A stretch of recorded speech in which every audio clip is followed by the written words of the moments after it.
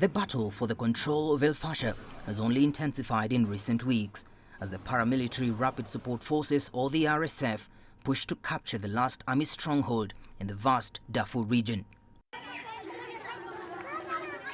The toll on civilians has been devastating, with many facing a difficult choice: starvation and shelling if they stay, and the chance of rape or execution if they flee. According to the UN, more than 90 civilians were killed in Fasher between 19th and 29th September. Nearly 70 of the deaths were recorded from a single drone strike on a mosque that was blamed on the Rapid Support Forces. The attacks have targeted civilian infrastructure, raising concerns that the aim is forcible displacement, including from the Abu Shouk camp near Fasher. It is estimated that 260,000 civilians remain trapped in Fasher, cut off from humanitarian aid. UNICEF says half of them are children, and the city has become an epicenter of child suffering. Last month, the Sudan Doctors Network reported 23 deaths from malnutrition among children and women in Fasher. The siege is colliding with Sudan's worst cholera outbreak in years. According to the Health Ministry, it has already caused more than 2,500 deaths, with over 100,000 suspected cases identified across the country. Officials say the two-year conflict is aiding the spread of the disease. At the same time, authorities are reporting record flooding in parts of the capital, Khartoum. The floods have swept across large swaths of the Nile Strip in 6 states, damaging farms and residential areas. It comes days after the government declared a state of maximum emergency after recording a record rise in water levels on the Nile River. David Bidi, CGTN. Right, let's discuss this further. We're now joined by Denise Brown, who's UN Resident Coordinator for Sudan. She's joining us live from Tawila, North Darfur this hour. Denise, thank you very much for joining us on our program. What are you hearing is the situation in Darfur, especially the fighting in Fasher? Yeah, thank you very much. And first of all, it took me 5 days to get here from Port Sudan because it's very difficult to go across the front line. So we went through the neighboring countries, 5,000 kilometers, 3 airplanes, and 3 days of driving. So it's very difficult to get here, but we have a strong humanitarian team on the ground.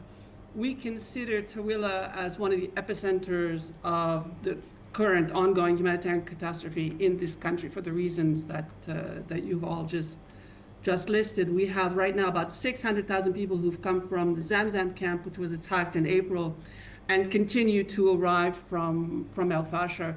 In fact, yesterday I met with women who've just arrived in the past couple of days from Fasher. No safe passage on the road. It took them 7 days to walk here with small children. And of course, they then arrive in a very, very horrendous condition. The small child was a couple of months old, was severely malnourished. So it is one of the worst I've ever seen, and we're just not able to get, agreement of safe passage to let us get closer. So people are coming out after suffering for, as you know, more than 500 days. We haven't been able to get in to Fasher. Right, you've talked about those who've been able to get out, but do tell us more about what's happening to the civilians who are trapped in Fasher right now.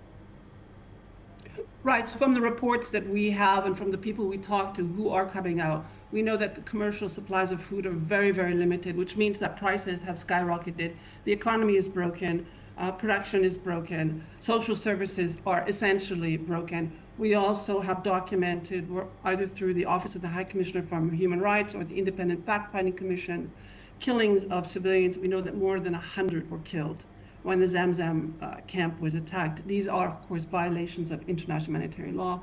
We've also documented patterns of rape, gang rape, sexual slavery, sexual torture, hundreds and hundreds of cases that we've documented, not just in Fasher, but in other parts of Darfur. Darfur is one of the places where we see this the most often. And the death of male family members, whether it's in Fasher or on the road trying to come out. So the people in there are facing horrendous choices. Do you stay and risk suffering, or do you try and leave and risk dying on the way out? So whether you're in Fasher or trying to get out of Fasher, it is absolutely horrendous. Right. You have termed this an ongoing humanitarian catastrophe. Do tell us more about the humanitarian situation in Darfur, and how is the UN and other agencies doing in order to help there? We have a strong humanitarian community, local, national, international, based in Darfur, but not just in Darfur.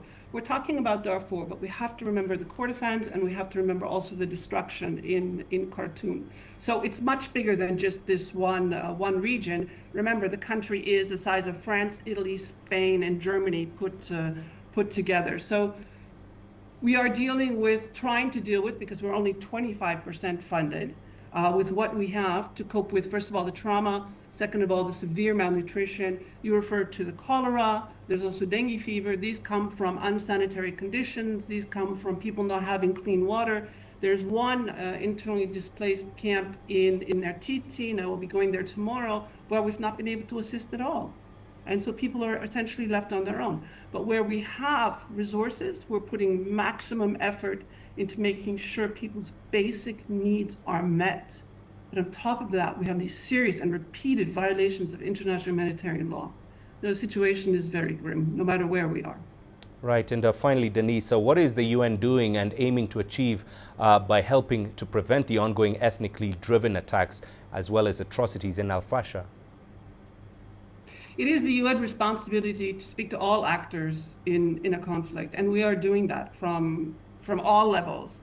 Those conversations are going on. The Secretary General, as you know, has repeatedly called for a ceasefire, safe passage to allow us to get in. Unfortunately, RSF has not respected that. So we are not able to get in.